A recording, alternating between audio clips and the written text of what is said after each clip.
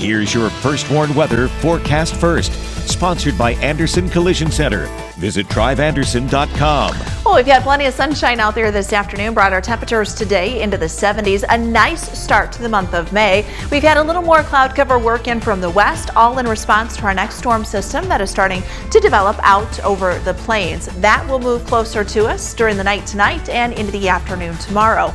Our temperatures are in the 70s, although we've got the 60s just to the north and west, where we've had a little more cloud cover throughout the day. We're at 69 in Monroe, 67 in Galena, 73 here in Rockford. Those temperatures will hold in the 70s as we go through this evening, dropping only into the 50s for the night tonight. But the chance for some showers and thunderstorms will increase after midnight, and we have the potential for a few stronger thunderstorms going into tomorrow afternoon. I'll highlight the timing of that and our greatest risks coming up in the First Warn forecast a little later. The name of the woman hit and killed at a busy Rockford intersection is released. Police looking into why the 47-year-old was in the road. Plus, the State Line Casino's construction moves forward when ground could break on this big project. And celebrating decades of service, the special guest playing for visitors at Rockford Rescue Mission. Live from WTVO 17, this is Eyewitness News at 5. Good evening, I'm Mimi Murphy. And I'm David Greenberg. We're learning more about a fatal crash from late last night. The Winnebago County Coroner has released the victim's name. She's identified as Tyra Traylor. The crash happened around 9 on East State in Perryville. Investigators say Traylor was walking in the intersection when she was hit by a vehicle. The driver stopped and 911 was called. Traylor was pronounced dead at the scene. The intersection was shut down for several hours. Rockford police are still investigating. Students in a Wisconsin school went into lockdown this morning after an active shooter was reported near the school. This happened a little after 11 o'clock in Mount Horeb, just southwest of Madison. The suspect was seen armed with a rifle before being neutralized by law enforcement. No students or staff were injured. The superintendent said the suspect had never made it inside the school. Police did a search inside and did not find anyone with a weapon. This summer, Hard Rock will welcome guests to its permanent Rockford Casino for the first time. Yeah, at the same time, another local community will be seeing some work begin on a casino of their own. Blake Dietz was in Beloit today where he got a progress report. And Blake, where exactly does the project stand? David, Mimi, the Ho-Chunk Nation have been working with state and federal agencies since 2012 to bring a casino to the city. Today, they announced those plans will soon be coming to fruition. Construction at the corner of Willowbrook and Collie Roads just off I-90 is set to begin this fall. The space includes a 2,000-seat convention center and a 300-key hotel.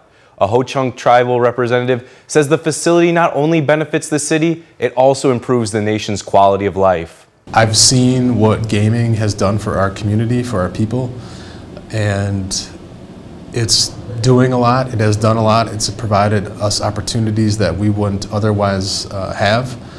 It's put our members through college. It's provided housing, and so I'm very proud of our tribe and the things that we've been doing over the decades.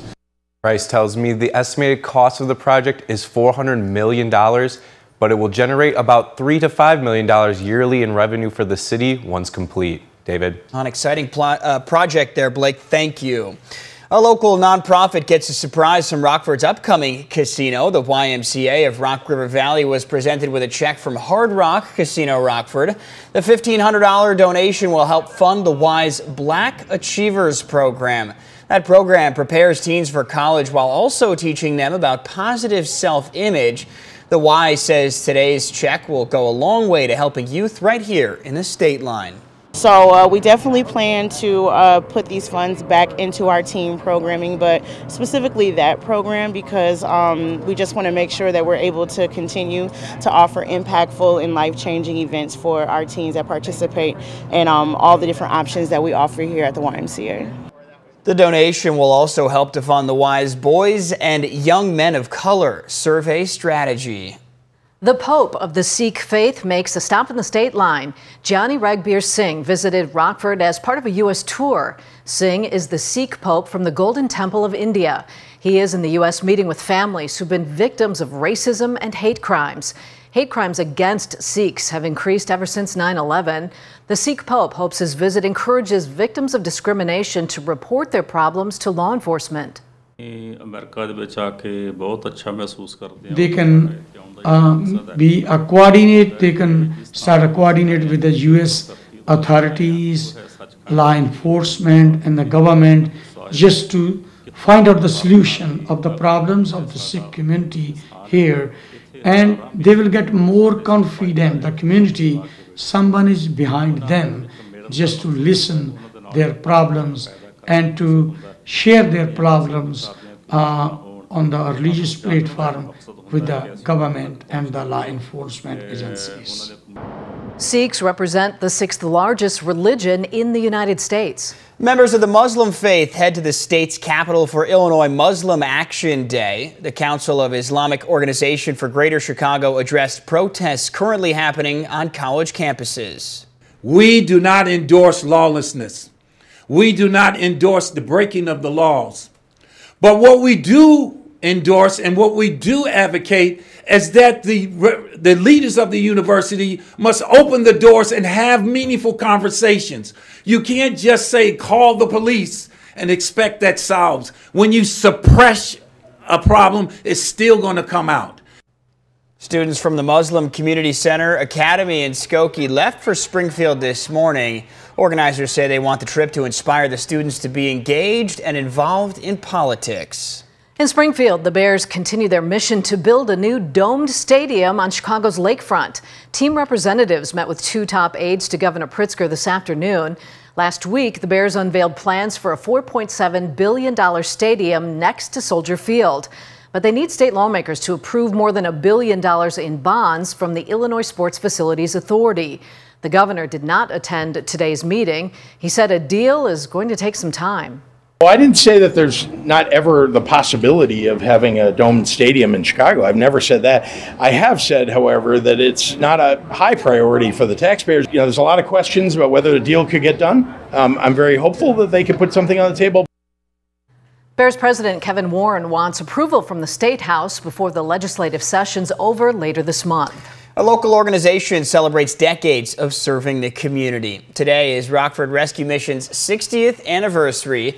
The original location opened its doors on Kishwaukee Street back in 1964. The mission's first dinner served 20 homeless men with Isla Bell Kenner playing hymns on the piano. Now, 60 years later, she came back to the organization to play a few songs for their morning service.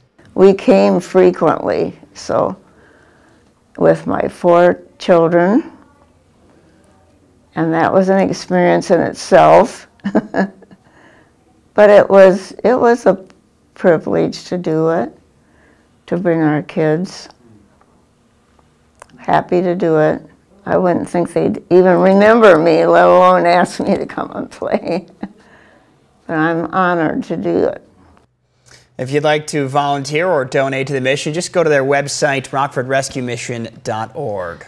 The Speaker of the House's job may be in jeopardy. Up next, the recent bills passed that have some Republicans upset. And coming up at 6, a local farmers market opens for the season. The variety of goods being sold in the Forest City. It was a warm start this morning. We only dropped down to the low 60s compared to our average low temperature, which should be right around 44.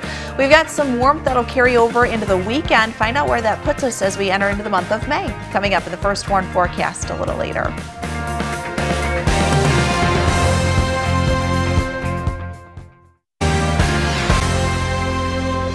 House Speaker Mike Johnson's future could soon come up for a vote on the House floor. Some GOP lawmakers are looking to remove him as Speaker. Washington correspondent Rashad Hudson has more.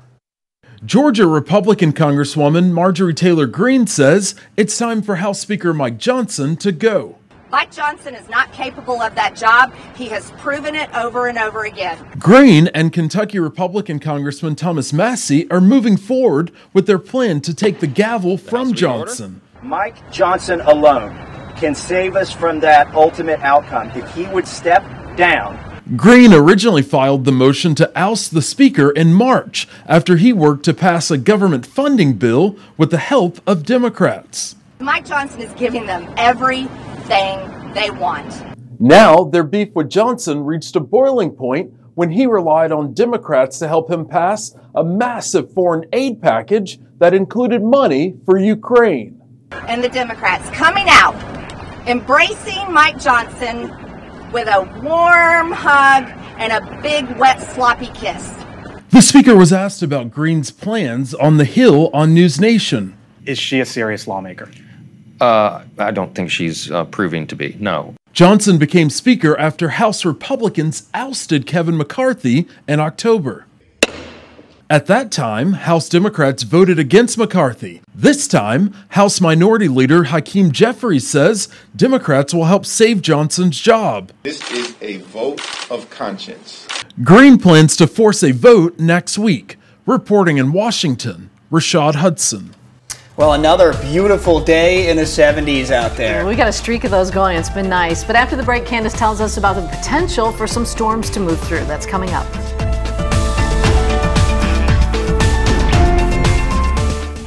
Now, your first warned weather forecast from Chief Meteorologist Candace King. Well, we've had sunshine out there this afternoon, a little cloud cover kind of working in as we take a live look with our SkyTrack camera out at the Poplar Grove Airport. Wind speeds from earlier today, they have come down. Our winds were pretty strong throughout the morning and early afternoon, but as we're losing some of the stronger winds aloft, our wind speeds are starting to come down. There is still a breeze out there, but it's not as strong as what it was earlier today. Temperatures have made it into the 70s, 71 in the Pretzel City, 72 in Rochelle, 73 right now in Rockford. We're 67 currently in Galena and 69 in Monroe. So we've got some cooler air just off to the northwest where we've had a little more cloud cover. 72 for our weather watcher Ben here in South Beloit, 41 that dew point temperature and a northwesterly wind for us this evening. We've got that west and northwest breeze anywhere from 10 to 20 miles per hour. But again, the wind will kind of calm down a bit as we go throughout the next several hours. Actually, it'll turn light as we head through the night tonight. We've got cloud cover that'll be on the increase. Wind speeds will pick back up tomorrow afternoon. So tomorrow morning and afternoon, I should say. So we'll get windy again, and we could have some winds approaching 25 to even 30 miles per hour in some locations as the wind direction shifts from the northeast then to the southeast. We'll maintain that breeze as we head into tomorrow afternoon. That'll also come with some showers and thunderstorms, some of which could actually be on the stronger side. Now, things are pretty quiet for us here locally, but low pressure developing out over the plains late this afternoon and evening. You've got a couple severe thunderstorm warnings and tornado warnings across parts of Texas. Warm front sits down to the south of us. That's the front that came through late yesterday and very early this morning, kind of working further down to the south. That actually gets pulled back north during the night tonight and into the day tomorrow, and that actually kind of stalls right over the area. So with that, we're probably going to see a pretty good temperature spread from north to south, maybe even from east to west during the afternoon, but it also could become the focus for some thunderstorms. So let's plan this out as we go throughout the day. It's not a high risk that we'll see strong to severe thunderstorms, but it is there. So we'll kind of time this out for us as we go through tonight. A couple of spotty showers possible after midnight. Complex of thunderstorms likely to develop to the west of us later today, and then that'll work to the east during the morning tomorrow. So stop Futurecast at 8 o'clock tomorrow morning. Could have some scattered showers and a couple of thunderstorms. Not really looking at anything too severe with that, but some heavier downpours and maybe a stronger wind gust or two. That'll carry over through the mid to late morning hours. So scattered activity. Not everyone is going to see something at the same time throughout the morning. Just kind of anticipate some scattered activity. Keeping an eye on what we get as far as any type of leftover boundary or where that warm front sits going into tomorrow. Notice the temperature spread though from the 70s to the 60s there to the north. So that's kind of where that front sits across the region, stretching from northwest to southeast during the afternoon. That'll help build up some instability as our cold front comes in from the west. So we could have a couple of stronger thunderstorms that would take us through the evening and early overnight hours on Friday. But by Friday afternoon, things will start to clear out and our temperatures will stay in the 70s as we head throughout the day on Friday. So we do have a marginal risk out for some strong to severe thunderstorms once we do head into tomorrow afternoon and evening. Wind and hail would be our biggest threats, but also keeping an eye on maybe an isolated tornado. That's a lower threat, but it is there. 75 for tomorrow after we drop down to about 53 tonight. 72 on Friday. We'll maintain the 70s. I think Sunday looks like a pretty good day outside of a couple of showers Saturday afternoon. Keep that string of 70s coming, Candace. Thanks. Reagan Holgate's next with sports. The Ice Hogs enter into Game 2 of the playoffs, ready to even the series. Sports. Plus, it was a national signing day for another group of student athletes. We'll tell you where they're headed coming up next. Now, sports with Reagan Holgate. Playoff hockey is back tonight for the Ice Hogs as they face off in Game 2 of the Central Division semifinals with the 2-seed Griffins. The Hogs couldn't take advantage of home ice on Saturday. Grand Rapids stole Game 1 in overtime with a 3-2 win, so they now have a 1-0 lead in the best-of-5 series. Now, Rockford has to win 3 of the next 4 games to advance. The Ice Hogs haven't lost 2 consecutive games since February, so that stat obviously goes in their favor, but they've only come back and won one playoff series after losing Game 1. That was their last season in the UHL in 2007, so we'll see if they can change that narrative tonight. We're just about 30 minutes away from puck drop in Grand Rapids. 6 p.m. start time there. We'll have those highlights for you later tonight. Now, any momentum the Sox had over the weekend got ruined by the hottest team in baseball right now. The Twins own the longest active winning streak in the majors. 10 straight is the most in 16 years for the franchise. Today was their series finale with the Sox. Chicago led 2-1 in the third. Then Tommy Pham goes yard for the solo shot all the way back to the bleachers, and that makes it 3-1 Sox. Now, the Southsiders led 4-2 after the 5th, but the Twins would tie it up with 2 in the 6th and then take the lead with 2 more in the 7th. That was Jose Miranda right there with one of his 3 hits. The Sox will get one back in the bottom of the 7th here. Corey Lee with the solo homer, his 3rd of the season, but that's all she wrote, folks. The Twins had 4 more in the 9th and beat the White Sox 10-5. Now, the Cubs series finale with the Mets is tonight at 6:10. Shota Imanaga will get the start on the bump. Now, it was another big day for a group of local high school athletes as they officially put pen to paper. Byron held its NLI signing day ceremony for 6 Tigers who represent 3 different sports.